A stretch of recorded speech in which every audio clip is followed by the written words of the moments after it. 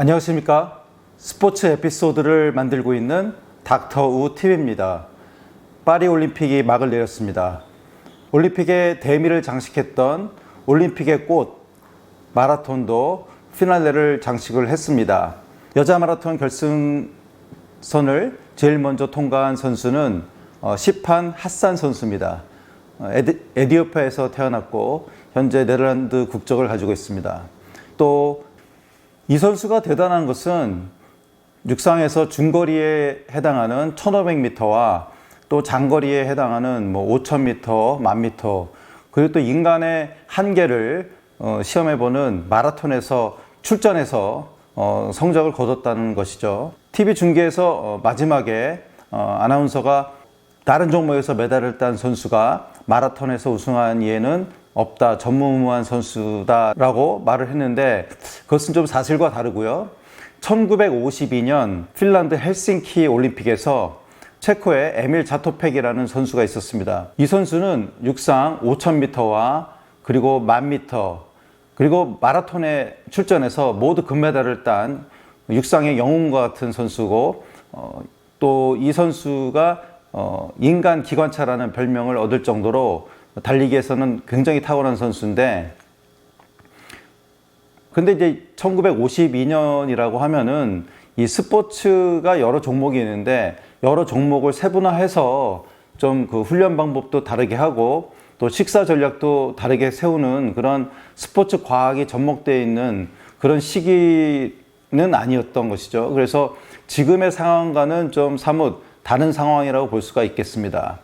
지금은 이런 단시간에 끝나는 종목과 또 장시간에 끝나는 종목이 완전히 다른 그런 근육을 쓴다든지 그 다음에 또 에너지를 만드는 시스템이 완전히 다르기 때문에 단거리, 중거리, 장거리 이렇게 구분해서 선수를 출전을 하지 이렇게 여러 종목에 한 선수가 동시에 출전하는 경우는 거의 없습니다.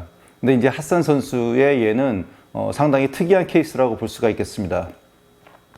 하산 선수는 1993년 1월 1일 에티오피아에서 태어났죠.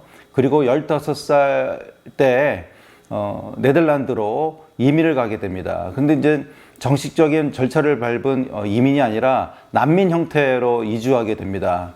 그래서 15살이면은 사춘기 아니겠습니까? 그래서 사춘기 시절을 상당히 우울하게 보낸 그런 시기였죠. 그래서 언어도 잘 통하지 않고 문화도 다르고 경제적으로도 상당히 어려운 그런 난민의 신분으로 상당히 스트레스를 많이 받았다고 얘기를 했고요. 그런 스트레스 또 우울증을 극복하고자 이 선수가 택한 것은 운동이었다고 합니다. 운동을 하게 되면 돈이 많이 들게 마련인데 돈이 들지 않은 그런 운동은 달리기밖에 없었다. 그래서 돈이 안 드는 달리기를 많이 했다고 얘기를 하죠. 이 선수가 26살인 나이 때 2019년 도하에서 세계 선수권 대회가 열렸습니다. 이때 1500m와 1000m에 출전해서 두 개의 금메달을 목에 걸게 됩니다. 그리고 2021년 도쿄 올림픽 대회에 출전해 갖고 1500m 동메달, 5000m 금메달, 그리고 1000m의 금메달을 획득을 하게 되죠. 그리고 3년 뒤에 열린 이번 2024년 파리 올림픽에서는 5000m에 출전해서 동메달을 땄고요. 또 1000m에 출전해서 동메달을 땄습니다.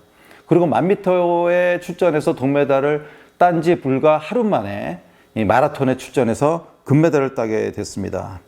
참 대단한 이런 선수라고 볼 수가 있겠습니다. 어떻게 이렇게 회복이 빨리 되는지 잘 모르겠습니다. 그런데 인간의 원초적인 한계를 확인하는 스포츠라고 꼽으라면은 당연히 육상이겠고요. 육상 중에서도 이제 얼마나 인간이 빨리 달릴 수 있느냐 하는 그런 100m와 또 인간이 얼마나 오랫동안 멀리 달릴 수 있느냐 하는 또 마라톤, 이것을 생존을 위해서 몸부림쳤던 인간의 어떤 원시 사냥의 흔적이 녹아있는 그런 경기 종목이라고 볼 수가 있겠습니다. 근데 왜 마라톤이 하필이면은 42.195냐 하는데 갸우뚱하는 그런 생각을 가질 수 있겠습니다. 뭐 40km도 아니고 뭐 50km도 아니고 그렇습니다. 마라톤은 이제 기원전 490년 아테네와 페르시아 간의 전쟁에서 아테네가 승리를 했죠. 그래서 그 승전보를 알리기 위해서 필리피데스라는 당시에 아테네 군의 한 병사가 쉬지 않고 이제 40km가 넘는 아테네까지 뛰어갔다고 하죠. 마라톤 평원에서. 그래서 그 승전보를 알리기 위해서 그리고 그 장거리를 종주한 다음에 우리가 승리했다. 아테네 시민이여 기뻐하라. 그 외친 다음에 바로 죽었다는 그런 이야기가 있습니다. 사실 이 이야기는 19세기 말에 프랑스의 언어학자 미셸 브레알이 쓴 어떤 그런 픽션이라고 볼 수가 있겠습니다.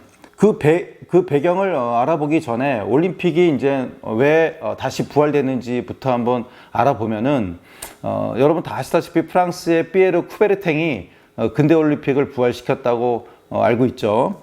그것에 대한 자세한 이야기는 도대체 올림픽은 왜 유치하는가라고 제 이 유튜브 동영상에 올림픽 에피소드 6편에 좀 나와 있습니다. 시간이 되시면은 짤막하니까 한번 보시면은 이해하시는 데 도움이 되겠습니다. 아무튼 1894년 올림픽을 부활시키기 위해서 국제올림픽위원회 즉 IOC가 결성이 됐고요. 그리고 2년 동안의 작업을 통해서 1896년도 제1회 그리스 아테네 올림픽이 부활하게 되었습니다. 그런데 이제 그 과정에서 이 올림픽을 부활시키는 데 있어서 어떤 동기가 필요하지 않겠습니까? 그래서 그런 정당성을 좀 확보하기 위해서 이 고대 올림픽과 연계시키려는 그런 노력을 하게 됩니다. 그 중에서 이제 이 마라톤이라는 어떤 그런 스토리를 생각해낸 것이고요. 사실 그 브레알 교수와 쿠베르탱은 서로 친분이 있었고 여러 차례의 서신 교환을 통해서 이런 어떤 자문을 얻었을 것이라고 생각합니다. 그런 과정에서 브레알 교수가 그런 마라톤에 대한 스토리를 엮어낸 것이라고 볼 수가 있습니다. 그리스의 그 헤로도토스의 그 역사라는 책을 보게 되면은 이 마라톤 전쟁에 대해서 즉 페르시아와 이 아테네 전쟁에 대해서 서술한 부분이 있는데 사실 그 마라톤 평원에서 그 아테네까지는 거리가 240km에 달하고요. 그렇기 때문에 필리피데스라는 병사가 40km를 뛰었다라는 말은 좀 아닌 것 같다라고 얘기를 하고, 그리고 사실 아테네와 페르시아 간의 전쟁에서 아테네가 좀 수세에 몰렸다고 합니다. 그래서 그 스파르타에 그 좀 도움을 청하려고 병사를 파견했다라는 얘기가 있습니다. 그래서 많은 학자들은 지금도 이 브레알 교수가 만든 마라톤 이야기는 허구다라고 이야기하고 있습니다. 근데 원래 올림픽에서 마라톤 코스는 42km였습니다. 정확하게. 그런데 1908년 제4회 런던 올림픽 때 그 마라톤 출발지가 주경기장이었거든요. 그런데 이제 그때의 왕가, 즉 그 당시에는 엘리자베스 여왕 1세였죠. 그분이 직접 얘기한지는 모르지만 그 올림픽에 꽂힌 마라톤의 출발을 윈저성에서 보고 싶다라는 의견을 제안을 했습니다. 그래서 부랴부랴 조직위원회에서는 그 출발지를 주경기장에서 윈저성 앞으로 정하게 됐고, 그러다 보니까 측량한 결과 195m가 늘어난 거예요. 그래서 런던 올림픽 때는 42.195로 뛸 수밖에 없었고요. 그 이후에 이어지는 마라톤 대회에서는 어떤 때는 이제 42km, 어떤 때는 42.195로 이렇게 헷갈리게 대회를 운영을 하다가 1924년에 공식적으로 42.195로 지정을 하게 됩니다. 근데 이제 마라톤 대회라는 게 히스토리가 뭐 고대 그리스와 또 페르시아 간의 전쟁에서 결국 이제 페르시아가 패배를 했거든요. 그렇기 때문에 페르시아의 후손이 즉 이란 아니겠습니까? 그래서 이란에서는 마라톤 대회를 열지를 않고 있고요. 또 마라톤 대회를 또 부정을 하고 있죠. 근데 1974년도에 이란의 수도 테헤란에서 아시안 게임이 열렸습니다. 참, 그런데 이제 뭐 아시안 게임도 마찬가지로 그 대회의 꽃이 마라톤 아니겠습니까? 그래서 이 마라톤 종목을 넣느냐 마느냐에 대해서 이야기가 많았는데 결국은 이란에서는 마라톤 종목을 넣지를 않았죠. 그래서 마라톤이 열리지 않은 거의 유일한 그런 아시안 게임이라고 볼 수가 있겠습니다. 인간은 과연 얼마나 빨리 달릴 수 있을까요? 네, 마라톤 기록의 변천사를 보면은 놀라울 따름인데요. 케냐의 폴 터카시라는 선수가 2시간 4분을 깼습니다. 그 이후로 인간의 한계는 2시간 4분을 넘지 못할 것이다 라고 이제 예상을 했는데 2023년 즉 작년 시카고 마라톤에서 케냐의 켈빈 킵투미 2시간 00분 35초의 세계 신기록을 수립을 했습니다. 그래서 이제는 마의 2시간 벽이 허물어질 날이 이제 멀지 않았다 이렇게 예상을 하고 있습니다. 첨단 과학을 종합한 결과를 보면은 이 시뮬레이션을 통해서 마라톤은 1시간 57분에서 1시간 59분대를 인간의 한계로 보고 있습니다. 이 마라톤 기록이 점점 이렇게 빨라지는 이유는 뭐 여러 가지가 있겠지만은 텔레비전 중계도 큰 몫을 하고 있습니다. 텔레비전 중계를 통해서 수많은 시청자가 바라보고 있고요. 거기에 따라서는 이제 그런 후원사들이 광고 효과를 노리는 것이죠.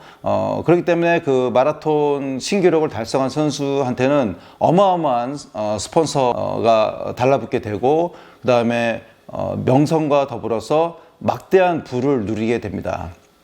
이제 거기에는 이제 뭐 아디다스라든지 나이키, 뭐 아식스 같은 글로벌 스포츠 브랜드들이 앞다퉈서 신기술을 접목을 시키고 있고, 스포츠 과학이라는 이름으로 또 스포츠 산업이 융성하게 되는 시대를 우리가 살고 있다고 볼 수가 있겠습니다. 1960년 로마 올림픽에서 맨발로 마라톤 종목을 우승한 이디오피아의 아베베라는 선수가 있었습니다. 여러분 또 기억하실 분은 기억하실 텐데요. 이분은 이제 아디다스의 후원을 받고 로마 올림픽에 출전을 했습니다. 근데 평상시에 이 사람이 맨발로 연습을 즐겨서 했고요. 근데 이제 그 올림픽에 출전하기 위해서는 아무래도 이제 텔레비전 중계와 그다음에 그런 입는 경기 운동복, 그다음에 그런 신는 신발에 대해서 이런 후원사들이 이제 달라붙게 되거든요. 그래서 아디다스가 이 아베베를 후원하면서 아디다스 그 마라토너를 신기로 돼 있었는데 그 신발이 발에 맞지를 않았던 거예요. 그래서 아베베가 차라리 난 맨발로 뛰겠다 해서 이제 맨발로 뛰어서 우승을 했습니다.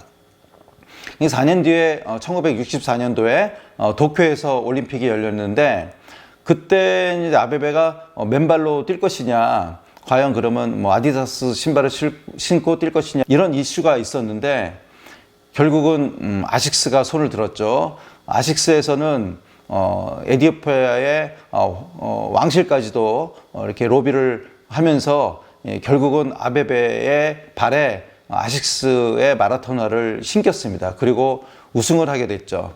그러면서 이제 아식스의 육상화가 아주 세계적인 브랜드로 거듭날 수 있는 그런 계기가 바로 1964년 도쿄 올림픽이라고 볼 수가 있겠습니다. 여러분, 인생을 마라톤에 비유하기도 합니다. 끈질긴 지구력을 바탕으로 2시간이 넘는 마라토너의 그런 모습을 보면서 인생과 같다라고 얘기를 합니다. 1992년 바르셀로나 올림픽에서 마지막 피날레를 장식했던 남자 마라톤 몬주익 언덕에서 일본 선수를 역전해서 제치고 우승을 한 황용조 선수에게 우리는 엄청난 열광을 했습니다. 바로 그 인생을 비유하면서 역전 드라마를 멋지게 쓴 선수를 통해서 우리가 카타르시스를 느꼈던 것처럼요. 2024년 파리올림픽 2주가 넘는 올림픽 기간 동안 우리는 또 웃기도 하고 또 즐거워하기도 하고 또 안타까워하기도 하고 또 애통해하기도 했습니다. 이것이 어떻게 보면은 우리가 인생 사는 어떤 희노애락이 모두 다 투영된 모습이라고 볼 수가 있겠습니다. 여러분, 오늘 이야기 재밌게 잘 들으셨습니까? 네. 끝까지 시청해 주신 여러분 대단히 감사드립니다.